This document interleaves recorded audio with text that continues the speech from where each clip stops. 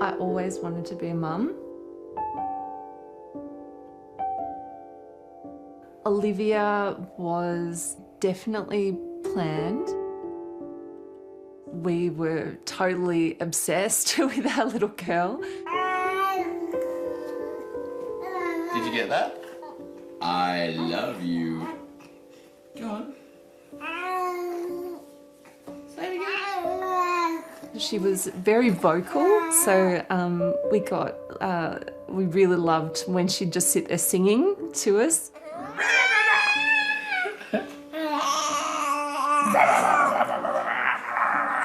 There was a stage where I was going to mother's group every week, and all of us proud mums would take turns in saying the things that our child had been doing that week.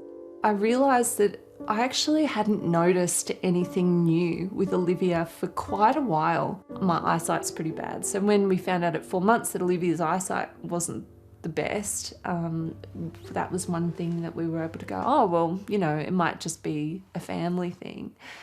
But then when you add hearing and heart, and then we found some problems with her kidneys, and then we found some problems with her development. Do you want some water? Whoops, try again. Her symptoms didn't really fit a particular picture. Livy. When you say to other people, actually we don't really know what's wrong, the first thing they think is that you haven't been trying particularly hard to find an answer. We were seeing probably 3 or 4 specialists, sometimes a day. Yeah, that's it. They're not cooked yet. It became easier to just say that she had Olivia syndrome rather than actually we're really not sure. We see probably around 20 families a week that have rare genetic conditions, most of them initially coming to try and find an answer. To very simple questions like, why can't my child walk? Why can't my child speak?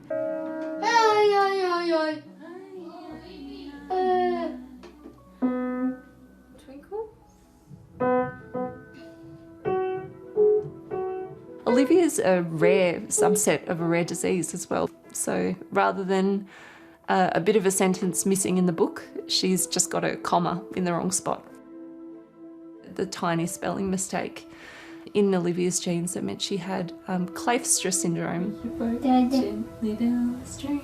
There are only about 400 people in the world with KS, and it's so rare that not much is known about it. Papa. Day.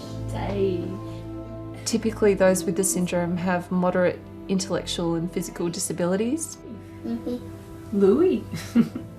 To read the stories about other families, they were talking about how the kids went to school and were walking and could talk. And there were milestones that we never at that point knew if she could reach or not. Row, row your boat gently down the stream. Merrily, merrily, merrily, merrily. To see her taking those first tentative steps was so exciting for us. If you see a crocodile, don't forget to scream.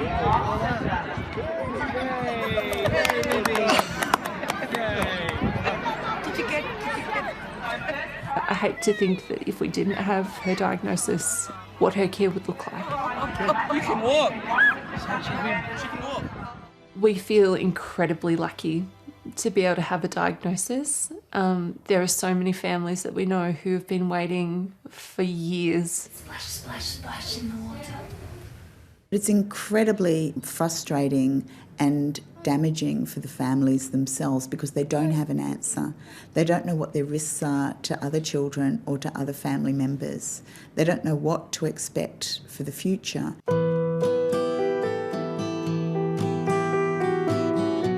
Part of the reason we didn't want to have another child was we just didn't understand what the future would hold for Olivia. That's Will. Baby, that's it. That's it. In the tummy. Baby from the tummy. Baby from the tummy is here. William is the greatest gift I never thought I could have. Oh!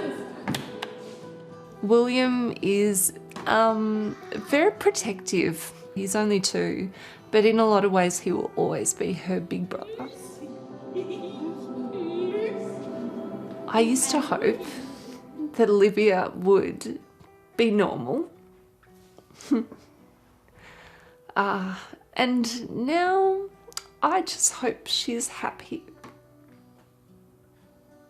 And I used to really want to change her. And I don't anymore. Hi, I'm Lee Sales. Thanks for watching this story. If you'd like to watch more of 7:30's stories, they are on the left of your screen. And tap on the button below to subscribe and get the latest from ABC News.